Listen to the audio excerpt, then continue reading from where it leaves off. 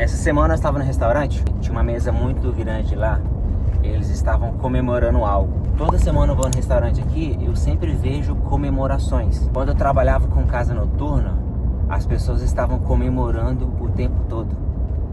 Comemorando aniversário, comemorando qualquer coisa, estavam comemorando alguma coisa. Se você for no bar, eles vão estar lá comemorando alguma coisa. Só que aí, parando para refletir agora, na igreja você vê muitos pedidos de oração o tempo todo. O tempo todo na igreja você vê muitos pedidos de oração. Só que culto de ação de graças nas igrejas, eu via uma vez por mês. Quando tinha muito, era 2 vezes por mês. Então, ou seja, as pessoas pedem muito, só que as pessoas não agradecem proporcionalmente ao tanto que pedem. Ou seja, é a famosa pessoa ingrata. Cara, não tem nada mais ruim em sentido que ingratidão. Por exemplo, eu te dei esse kit de presente. Aí você pega. O mínimo que você espera quando você dá um presente pra uma pessoa, o mínimo que você espera é a pessoa falar assim: caramba, cara, muito obrigado, obrigado. Você não precisa, entendeu? Mas só falar um obrigado. O mínimo que você espera quando você dá um presente pra alguém é a pessoa agradecer. E você vê aquela felicidade na cara da pessoa. Caramba, muito obrigado. Você se sente bem com isso quando a pessoa agradece algo que você deu. Partindo desse pressuposto, como que você acha que Deus se sente quando Ele te dá uma coisa e você não agradece a Ele?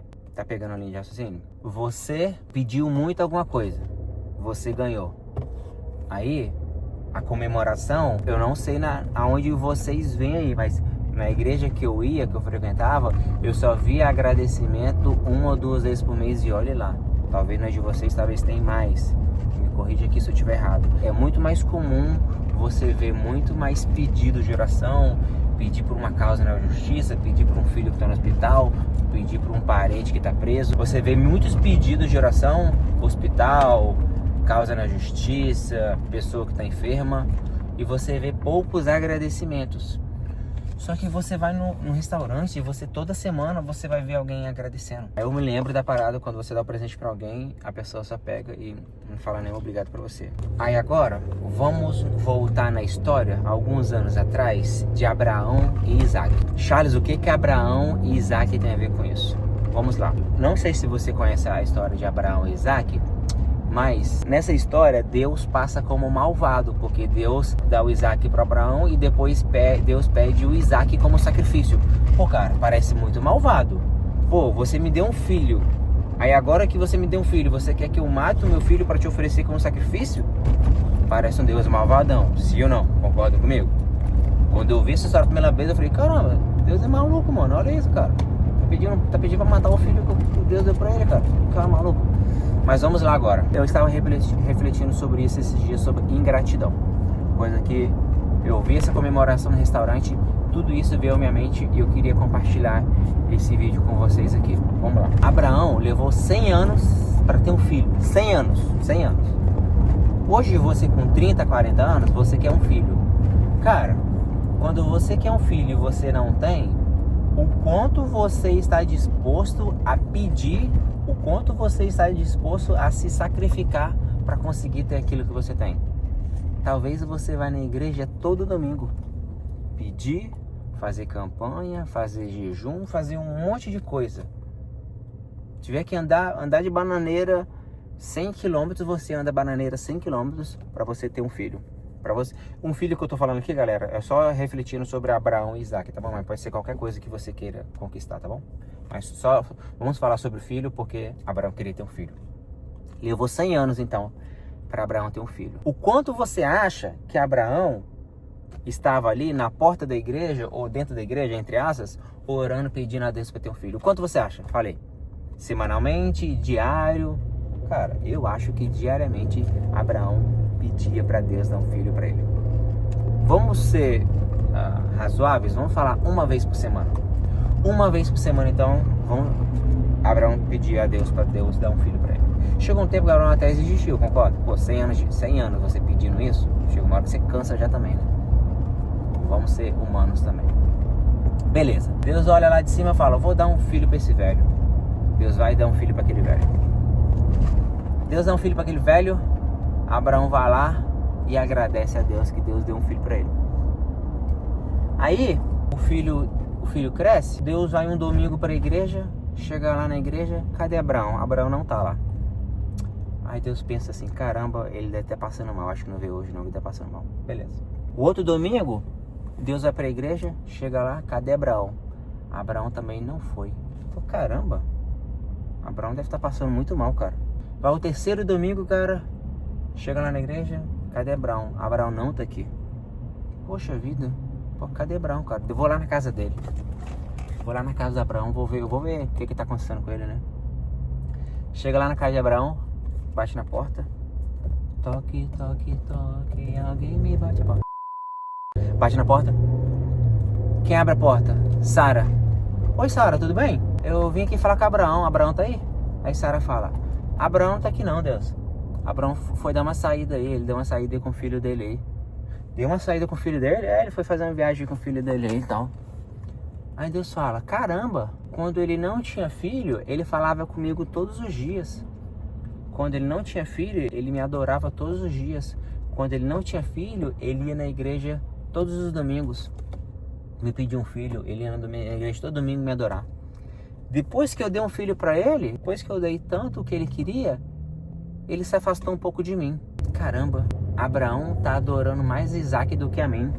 Tem uma coisa errada com isso. Deixa eu ver se tem algum versículo que fala sobre isso, só pra não estar falando asneira aqui, tá bom? Deixa eu perguntar o chat aqui. Jurema, existe algum versículo bíblico que fala bem assim, adorai somente a Deus e amai a Deus sobre todas as coisas? Sim, com certeza. Um dos versículos mais conhecidos que fala disso é o de Mateus 22:37, onde Jesus diz, amarás o Senhor teu Deus de todo o teu coração, de toda a tua alma e de todo o teu entendimento. E também em Deuteronômio 6:5 é dito, amarás, pois, o Senhor teu Deus de todo o teu coração, de toda a tua alma e de todas as tuas forças. É uma base bem central na fé cristã. Partindo desse pressuposto que amará somente a Deus, não está falando para você não amar o seu filho, mas você tem que amar a Deus antes mesmo de amar o seu pai, sua mãe e sua mulher.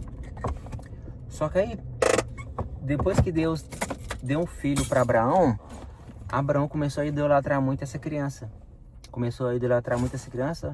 Só ia no restaurante comemorar, só ia no bar comemorar e não só agradeceu a Deus na igreja somente uma vez. E sumiu da igreja. Não é que ele sumiu, ele ia, só que com menos frequência do que ia antigamente. Aí Deus fala bem assim, caramba, Abraão tinha muito tempo para mim, hoje Abraão não tem muito tempo mais para mim. Eu vou pedir o meu filho de volta. Foi eu que dei, eu posso pegar meu filho de volta. Abraão, faz um sacrifício para mim, eu quero que você sacrifique Isaac para mim. Abraão falou assim, ai, caramba, isso doeu. Na hora que Abraão percebeu que isso doeu, ele pensou bem assim, caramba, se Deus tá me pedindo o filho que ele me deu de volta, alguma coisa eu fiz de errado. Aí ele se tocou que ele estava dando muito mais atenção para o filho do que para Deus. É claro, o filho tá bebezinho ali, é claro que você tem que dar muito mais atenção para a criança do que para um adulto, é claro. Você tem que muito mais cuidar, é claro, de um bebezinho, é claro.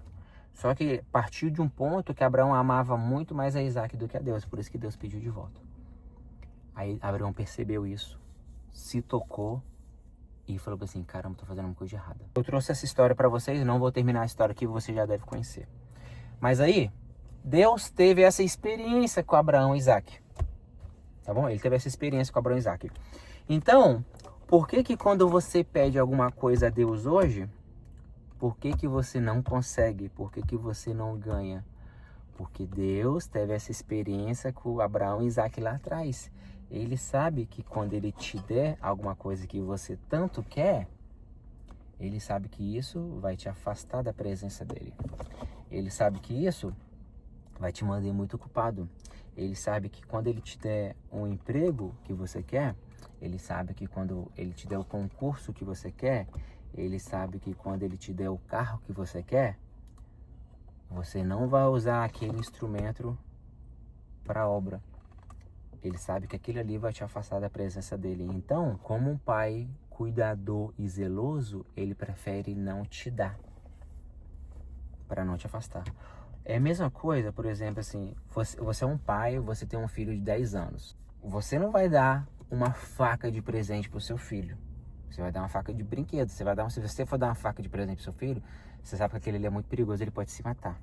Então, quando você é um pai, você sabe o que você vai dar pro seu filho. O meu filho tem 2 anos e meio. Eu sei o que é bom para ele e o que não é. Eu sei o que eu posso dar para ele, se eu der alguma coisa negociado para ele, eu sei que ele pode se machucar, então eu prefiro não dar. Então, da mesma forma, Deus teve essa experiência com Abraão e Isaac lá atrás. Tudo que for te afastar da presença dele, por mais que você peça de todo o seu coração, pode ser que eu esteja errado, tá bom? Pode ser que eu esteja errado. É a minha linha de raciocínio, tá bom? Hermenêutica. Hermenêutica é um tipo de interpretação. Eu interpreto dessa maneira. Você pode discordar, não tem problema. Eu acho que você não vai ganhar, porque ele conhece o teu íntimo, ele conhece o seu coração e ele sabe que isso vai te afastar dele. Tem um versículo que Salomão escreveu bem assim: não me dê muito para que eu não venha me afastar da tua presença. Da mesma forma, não me dê pouco para que eu não venha roubar e desonrar o teu nome. Somente me dê a porção de cada dia. Eu acho que é mais ou menos assim. Deixa eu perguntar ao chat aqui.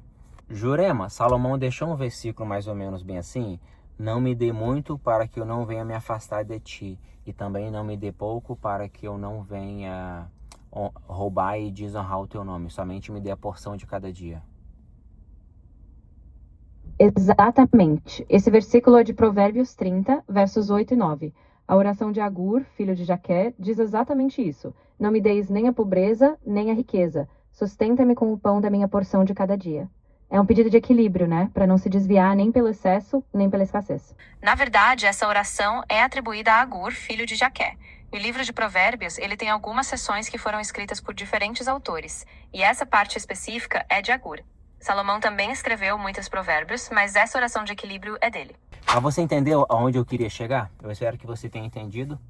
E essa é a minha interpretação, tá bom? Você pode interpretar de forma diferente, não tem problema nenhum. Mas eu pensei isso quando eu estava no restaurante e eu queria trazer essa reflexão para vocês. Um grande abraço, até o próximo vídeo.